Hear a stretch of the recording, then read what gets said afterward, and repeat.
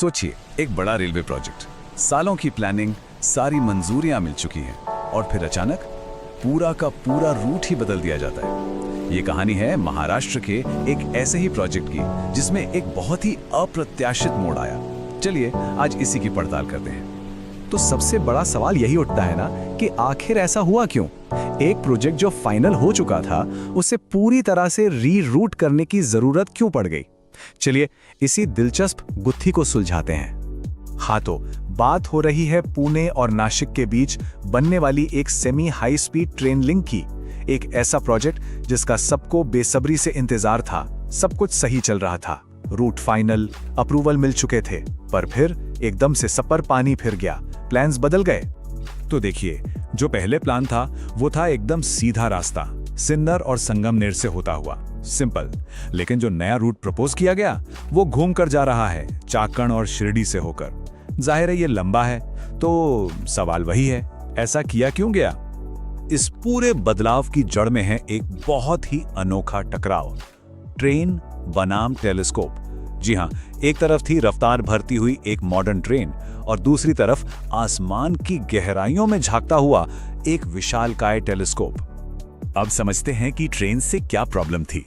देखिए, एक semi high speed train को चलने के लिए हाई वोल्टेज इलेक्ट्रिसिटी और नॉन स्टॉप सिग्नल्स की जरूरत होती है, और इन सब से पैदा होता है ढेर सारा इलेक्ट्रिकल नॉइज। बस यही नॉइज इस पूरी कहानी का विलन है। और अब आते हैं हमारे दूसरे किरदार पर, the giant metre wave radio telescope यानी GMRT। ये कोई मामूली टेलीस्कोप नहीं है, ये दुनिया की सबसे सेंसिटिव रेडियो ऑब्जर्वेटरीज में से एक है। मतलब ये स्पेस से आने वाली हल्की से हल्की, कमजोर से कमजोर तरंगों को भी सुन सकता है। तो प्रॉब्लम अब साफ है ना? ट्रेन का जो ओरिजिनल रूट था वो GMRT के बिल्कुल पास से गुजर रहा था। अब इसको ऐसे समझिए, टेलीस्कोप कोशिश कर रहा है अरबों लाइट ईयर्स दूर से एक सुई गिरने की आवाज सुनने की, और अचानक उसके कान के पास कोई रॉक कॉन्सर्ट शुरू कर दे। ट्रेन का इलेक्ट्रिकल नॉइज बिल्कुल वही काम करता। इससे टेलीस्कोप का काम करना नामुमकिन हो जाता। तो अब सोचिए उन लोगों के बारे में जिन्हें फैसला लेना था। एक तरफ विज्ञान, दूसरी तरफ गति। उनके सामने एक बहुत बड़ी दुविधा थी। देश की दो अहम प्राथमिकताएं आमने सामने आ खड़ी हुई थी।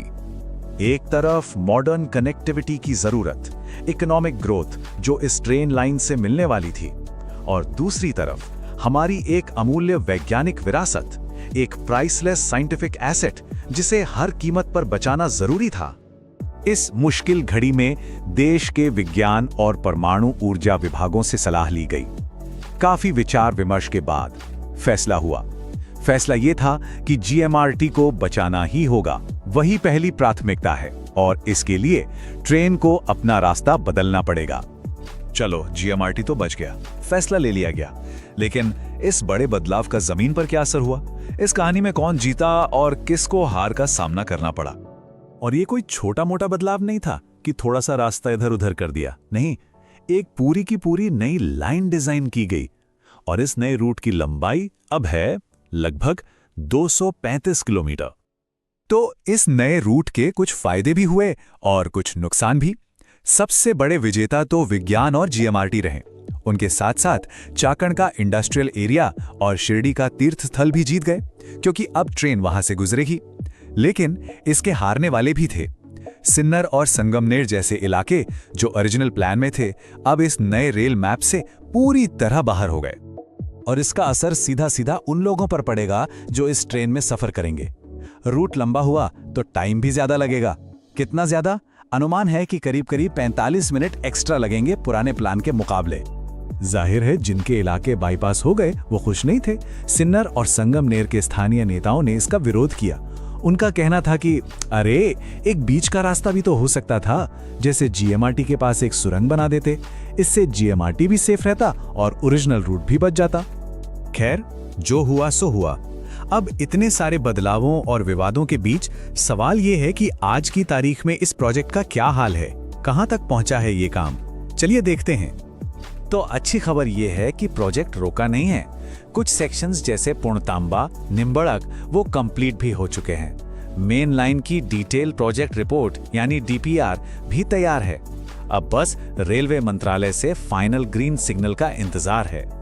जैसे ही वो मिलता है, जमीन पर काम फुल स्पीड से शुरू हो जाएगा।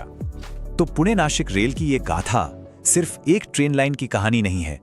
ये एक बेहतरीन उदाहरण है इस बात का कि कई बार विकास और संरक्षण के बीच एक नाजुक संतुलन बनाना कितना मुश्किल और कितना जरूरी होता है।